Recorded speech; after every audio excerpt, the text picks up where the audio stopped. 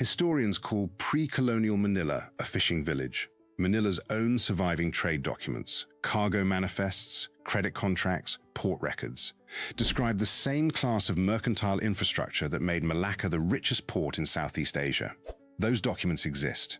They sit in Chinese imperial archives and in Philippine collections right now, available to anyone with access. The fishing village label came later, written after the records were burned by the people who burned them. That is not a simplification of history. That is a choice someone made. And that choice has been repeated in textbooks, classrooms, and academic surveys for over 4 centuries.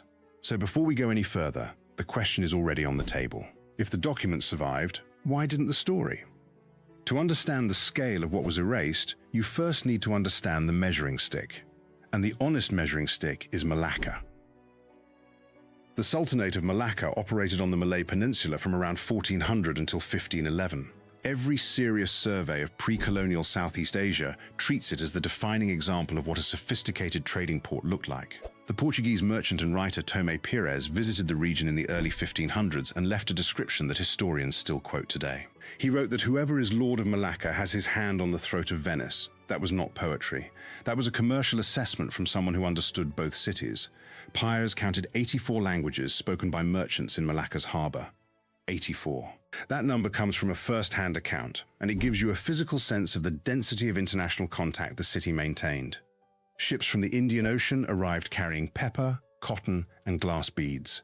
Ships from the South China Sea brought porcelain, silk, and copper cash. They met at Malacca and exchanged, and the port took its cut. And that cut made the Sultanate wealthy enough to maintain a standing army, a formal diplomatic apparatus, and a legal code governing commercial disputes between foreign merchants who had never shared a language. This is what the established champion looks like. And establishing it honestly matters, because what comes next only lands with full force if you know what you are comparing it to. The Ming Dynasty records are not stored in Manila. They are stored in China, in imperial archives that were maintained for centuries by bureaucrats whose job was to document the business of the Chinese state. The Mingxi, the official history of the Ming Dynasty, and related tribute records name Luzon polities as recurring trade partners. Not as exotic curiosities, not as occasional visitors, but as expected, recurring sources of specific commodities: gold, beeswax, forest goods. These appear as line items in quantified ledgers, logged alongside entries for Malacca and Java in the same standardized imperial accounting format. The people who wrote those records had no stake in flattering anyone on Luzon. They were Chinese bureaucrats filling in columns. Gold from Luzon appears in the same accounting system that tracked gold from every other tributary and trade partner of the Ming Empire. That is not a compliment. That is a measurement. And what it measures is a polity producing and exporting enough gold on a regular enough schedule that the imperial administration in China considered it a reliable line in the budget. Now think about what a trade manifest structurally requires. To produce a cargo list, you need someone who can write. To enter a credit contract, you need a shared legal framework that both parties trust. To grade commodities. To distinguish first-quality beeswax from lower grades for pricing purposes, you need standardized criteria and the institutional memory to enforce them across multiple transactions with multiple partners. None of this happens in a fishing village. All of this happens in a mercantile civilization. The Baybayin script, the pre-colonial writing system used across much of what is now the Philippines, appears in early Spanish transcriptions of local records precisely in this commercial context. The vocabulary that survives includes the language of credit, of obligation, of multi-party contracts. Spanish administrators who arrived after 1571 encountered these documents and, in some cases, transcribed them before dismissing them. The transcriptions survived even when the originals did not. And those transcriptions describe a literate class of merchants operating within a structured commercial framework. None of that is a fishing village. The ceramics are harder to argue with than the documents, because ceramics do not have authors who can be accused of bias. Archaeological excavations across Manila area sites have surfaced stratified deposits of Chinese tradeware spanning the Song, Yuan, and Ming dynasties. 3 consecutive imperial periods covering roughly 4 centuries of continuous contact. The density and distribution of these deposits is not consistent with occasional gift exchange or incidental contact. It is consistent with sustained, high-volume commerce. Scale weights have been recovered from the same contexts. standardized measuring tools, which only exist where standardized measurement is necessary, which is only necessary where commerce is regular enough to require consistency across transactions. And then there is the Sangli Quarter. Before the Spanish arrived, a documented community of resident Chinese merchants was already established in Manila. Resident, not transient. Settled enough to form a recognized quarter with its own internal organization. A resident foreign merchant community does not form around a fishing village. It forms around a node of reliable, institutionalized commerce. A place where the rules are stable, the weights are trustworthy, and the contracts hold. Raja Suleiman III ruled Manila when the Spanish arrived in 1571. He appears in Spanish records, which means the Spanish considered him significant enough to name. He commanded a fortified settlement, and he possessed bronze lanteca, cannon cast in bronze, deployed in defense of the river mouth. A ruler who can produce and operate artillery is running a state with metallurgical capacity, supply chains, and military organization. The fishing village label cannot accommodate a single piece of that, so the label simply did not mention it. Suleiman chose to fight. His forces engaged Miguel López de Legazpi's fleet in the Battle of Bangkusay Channel. He died there in 1571. The Spanish chronicles record the battle. They call it a pacification, not a conquest of an organized state, a pacification of a settlement. The word choice is not accidental. Here is the thing that changes how all of this looks. The fishing village label did not precede the Spanish conquest. It followed it. Spanish colonial chroniclers did not arrive and observe a fishing village and then conquer it. They arrived, burned the records, dismantled the Datu administrative class, appropriated the physical layout of Manila to construct intramuros, and then, after all of that, wrote descriptions that characterized what had just been destroyed as having been nothing worth preserving. The label was not an observation. It was written after the evidence was gone, by the people who had removed the evidence, to explain why removing it had been acceptable. That is not a neutral act of historical description. That is the written justification for a destruction that had already occurred. Sit with that for a moment, because it changes the nature of the problem entirely. The question is no longer why historians were ignorant of Manila's complexity. The question is why a description invented to cover a destruction was then repeated, uncritically, for 400 years in academic surveys that had access to the same Chinese archives we are talking about right now. The mechanism works like this. Colonial historiography required that conquered peoples be described as lacking meaningful political or economic order, not as a side effect, but as a structural necessity. A literate, internationally connected, commercially sophisticated state cannot be civilized. It can only be conquered. And conquest requires a different moral justification than civilization does. The fishing village framing is the technology that converts conquest into mission. It retroactively produces the absence that makes the intervention appear necessary. The Spanish did not limit this to Manila. The same descriptive reduction was applied to the Sultanate of Sulu. To Tondo, the polity that sat directly across the Pasig River from Manila, and that appears in its own Ming tributary records as a distinct, recognized trade partner. To the Visayan polities further south. Each of these entities was characterized, after the fact, in terms that erased their institutional complexity. This was not a series of independent errors made by different chroniclers in different places. It was a pattern, a system, applied consistently because it served a consistent purpose. And then Intramuros was built directly on top of Manila's physical infrastructure. The spatial evidence of the port, the layout of warehouses, docking areas, administrative buildings, was literally overwritten by colonial construction. When later historians looked for archaeological evidence of pre-colonial urban organization, they were looking in a place where Spanish colonial architecture had been systematically layered on top of the answer. The question that follows from all of this is obvious. Is any of the original record recoverable, or is it simply gone? The answer, as of right now, is that recovery is actively happening. The National Museum of the Philippines has formally reclassified multiple Manila area pre-colonial sites. The category change is from settlement context to port polity context. That is a bureaucratic, institutional, credentialed revision. Not a statement of nationalist feeling, but a formal change in how accredited researchers officially categorize what the physical evidence shows. It happened because the physical evidence demanded it. Peer-reviewed archaeology journals. the kind with editorial boards, submission review processes, and institutional affiliations, are publishing stratigraphic analyses of Manila area excavations. The artifact density data from these analyses contradicts the village framing, not informally, not rhetorically, with soil layer measurements and ceramic counts and weight system comparisons. The kind of data that gets published because other specialists reviewed it and found it sound. The Chinese archival records are being cross-referenced with Philippine-side archaeological data in active collaborative research projects.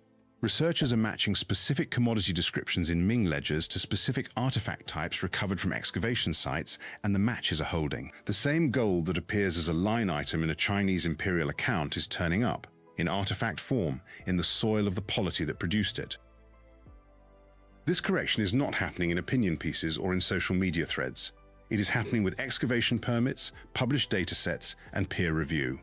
The history is being formally rewritten right now in accredited institutions, and the corrected version matches what Manila's own documents said before the other version was imposed on top of them. So here is where everything lands. The Manila trade manifests, the Ming tributary records, the stratified ceramic deposits, the standardized scale weights, the resident Chinese merchant quarter, the bronze land taker, Raja Suleiman's documented armed resistance, the National Museum's formal reclassification, the peer-reviewed stratigraphic data. Taken together, these are not fragments of nationalist sentiment. They are the partial remains of a documented, literate, internationally connected mercantile civilization. A port polity that operated at the same scale as Malacca, spoke the same commercial language, and maintained the same class of institutional infrastructure. It was not forgotten. It was deliberately mislabeled so that its destruction could be called something other than what it was. If you have ever been handed the fishing village story as the starting point of Filipino history, you were handed someone else's alibi. The starting point is earlier. The scale is larger. The documentation is real, it is verifiable, and it is sitting in archives that are open to researchers today. Your ancestors did not fish on the margins of history. They wrote the contracts that moved it. The evidence survived. Now you know where to find it. The one thing the historians are slowest to say directly is this. If Manila's surviving records show it operating at Malacca's scale, and Malacca is the gold standard every textbook uses, then the Malacca comparison is not a nationalist claim. It is what the documents show. The reluctance to say that plainly, in academic literature, is worth asking about. What do you think that reluctance is actually about? The question is not rhetorical. Look at what happens when a researcher publishes findings that place Manila alongside Malacca as a peer node in the South China Sea trade network. The paper gets filed under Philippine Studies, a regional subcategory, rather than Southeast Asian trade history, which is the comparative frame where Malacca lives. The categorization is not wrong, exactly, but it has an effect. It keeps the comparison from being made directly, in the same room, in the same sentence. Malacca gets the global shelf. Manila gets the local shelf. The documents are equally old. The archives are equally verifiable.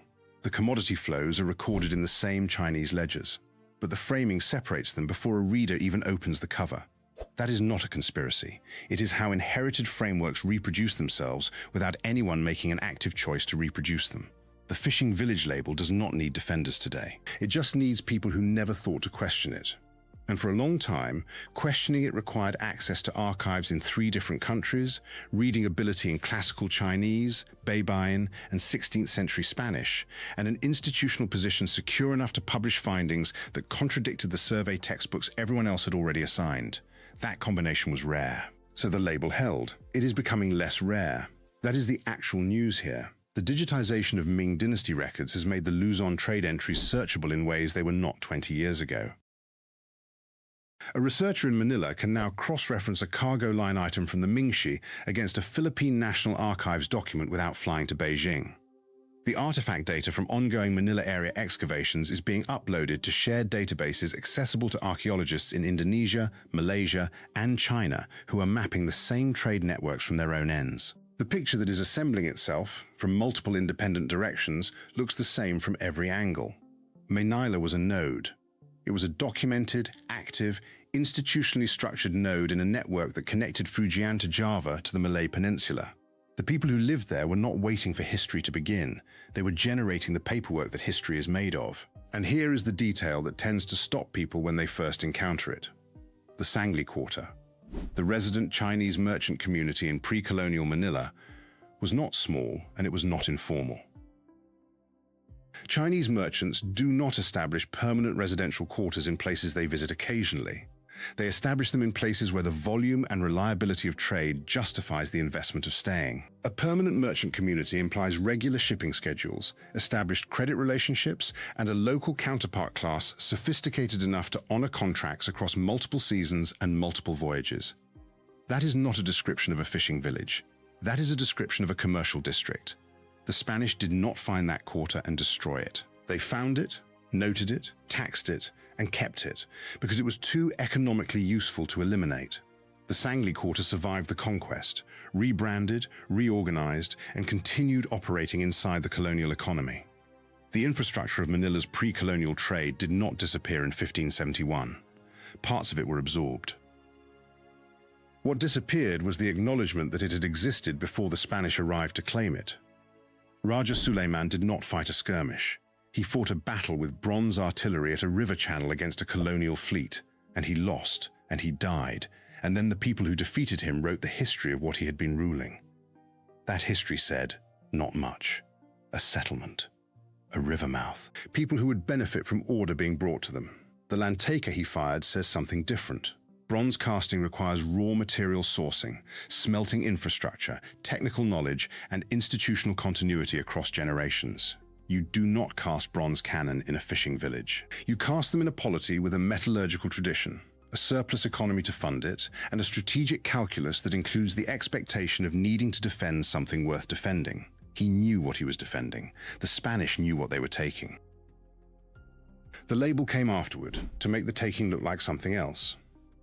This matters now not only because it is true about Manila, but because the same mechanism was applied across the archipelago. Tondo, which maintained tributary relations with the Ming court documented in the same imperial records, gets called a barangay settlement in survey histories. The Sultanate of Sulu, which controlled the trade lanes between the Sulu Sea and the Celebes and maintained its own written legal tradition, gets described in colonial-era terms that survived into post-colonial textbooks almost intact. The Visayan polities, which produced the gold jewelry recovered from burial sites across Leyte and Cebu, jewelry whose technical execution is indistinguishable from the finest contemporaneous work in insular Southeast Asia, are described in terms of their spiritual practices rather than their economic organization. The pattern is the same every time. Take a structured, functioning polity. Remove the documentation of its structure. Describe what remains through the lens of its most exotic features. Call the result a village, a tribe, a settlement. Repeat it in enough publications that it becomes the default. The default is shifting. Slowly, with datasets and excavation permits and peer review, it is shifting. The version of Philippine history that begins in 1565 with Legazpi landing at Cebu is a version that required the deliberate compression of everything that came before into a preface too thin to take seriously. The actual record is longer, denser, and more connected to the wider world than that compressed version allows. And the people who kept that record, who wrote the trade manifests, who tallied the cargo, who negotiated the credit terms, who cast the cannon, who administered the port, were not waiting for the story to begin. They were already in the middle of it. That story is recoverable. Not completely, not without loss, because loss was the point of the original mislabeling. But enough survives. In Beijing, in Manila, in the soil under the streets of a city built on top of the one it replaced, to make the correction. Enough survives to say, plainly, the fishing village was not a description, it was a decision. And enough survives to show what the decision was made to obscure. The archives are open. The excavations are ongoing. The comparison to Malacca is not a provocation. It is what the documents show. Now the question is, what gets done with that?